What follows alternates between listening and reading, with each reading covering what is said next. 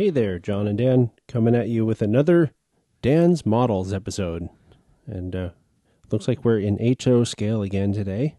Yep. And this one's familiar, Dan. I think I've seen this one before. Yeah, I think I may have had this on a podcast a while ago, probably a long while ago at this point, one of our video podcasts. But I thought I'd bring it back and just show it again. It's an Atlas HO scale Evans boxcar. And this is one that I've weathered and patched for Santa Fe. I did that with some paint and microscale decals. And you weathered it a lot. Yeah. This was a car that I actually found a photo of online. So I think it may have even lucked out and found photos of both sides of this car, or at least a couple different photos of it. So I tried to weather it as close as possible to what the photo looked like.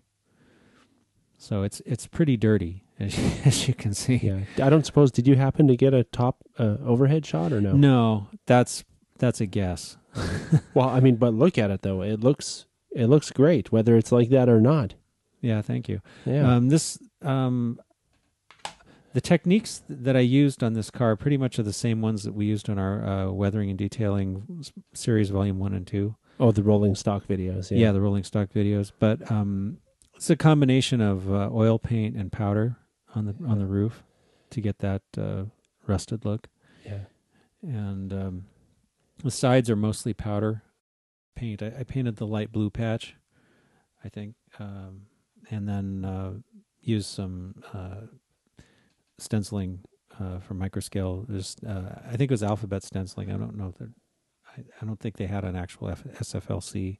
This is this is one of those cars though, Dan, that if I didn't see it on this, what do you call this track? The Unitrack. The Unitrack. If it was not on Unitrack with this fake grass background, I would think this was real. I mean, that's how realistic this one looks.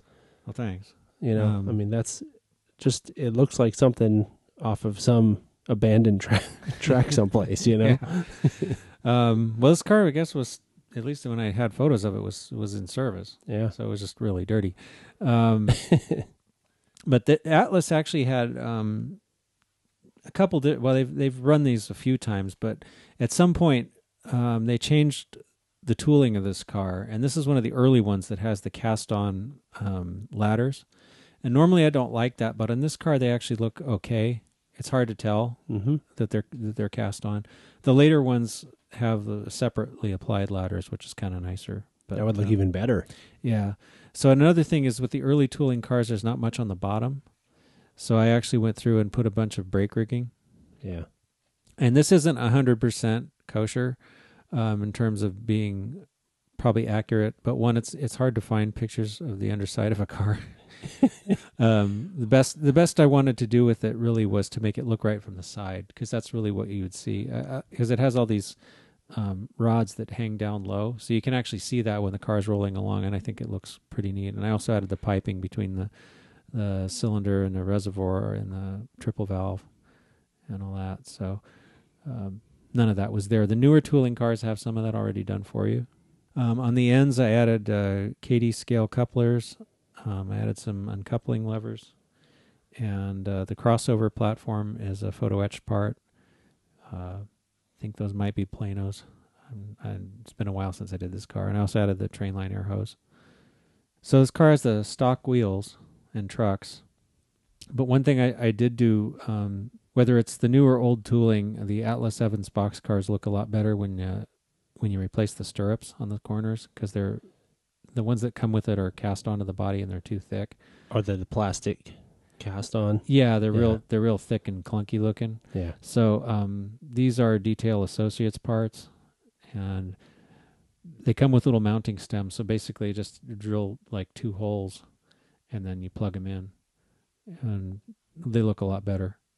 Plus, if they break, because it's an aftermarket part, you can replace it.